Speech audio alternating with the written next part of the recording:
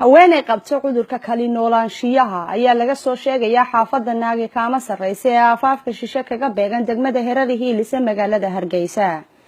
haweeneyda ayaa waxa soo gaaray dhaawacyo aad u culus oo ka soo gaaray habeenkii xalayta dagaal aad u qaraadha oo gurigeeda ku dhexmaray iyada iyo sariirteeda.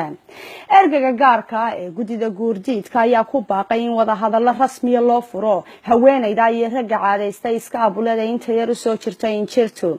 walaw iyaguna dhinacooda ay sheegeen inaanay marnaba imanaynin miiska wada hadallada waa intaba yidhaahdeen ee faragelinta qaawan ay ku hayaan maatada miciinka u baahan kooxda isugu yeedha mataanaha oo hadiya jeeraale haweenka ku hooda sawirada beenta iyo habkii uga maarmi lahaayeen ragga.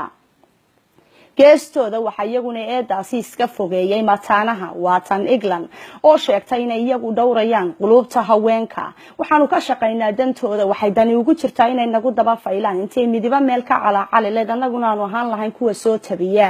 sidaasi waxa tidhi England Saalax. aroortii markaa toosteed isku eegta muraayada qanci naftaada kadib markaad shidato unsi waxa hubaalay inaanad helayninba fursadaad kaga jawaabto aaladaha iimada fiberka facebooka whatsapp iyo snapchatka. sidaasina waxa tidhi Sagal Mustafa Xasan Nuur oo taabacsan haweenka kaligood nool.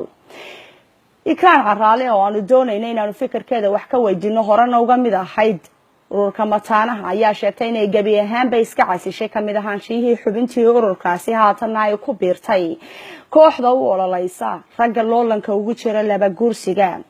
geesta kale waxaanu la xidhiidhnay oo khadka telefoonka kula xidhiidhnay kaba yare walaw isfahan la'aanta luqadda xaajira xaadhacay xasla iska raba jawaabaheeda xaayowga iyo su'aalaha deedu ay ahaayeen luqad ahaan kuwa isdeel qaabsan. haddana nuxurka hadalkeedu waxa uu ahaa inta guurka necab kor allaha ka dhigo.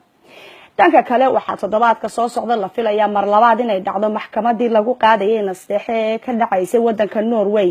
nasteexe ayaa toddobaadkii hore waxay tagtay maxkamadda ugu sareysa ee naafada caashiq ee wadanka Norway taasoo lagu soo eedeeyay nasteexe inay hadiya jeeraale dumar badan barakiciso marka loo eego barteeda Snapchatka, Facebooka iyo safarada tirada badan ee ay gasho.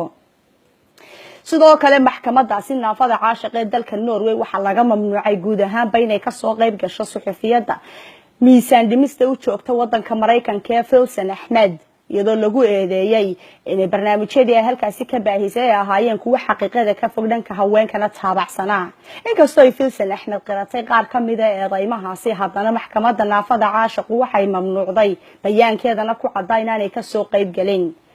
Amara oo ka mid ah mas'uuliyiinta mataanaha ayaanu doonay inaan wax ka weydiino balse waxay sheegtay inaanay hadda diyaar u ahayn waxaanay ku soo koobtay no comment.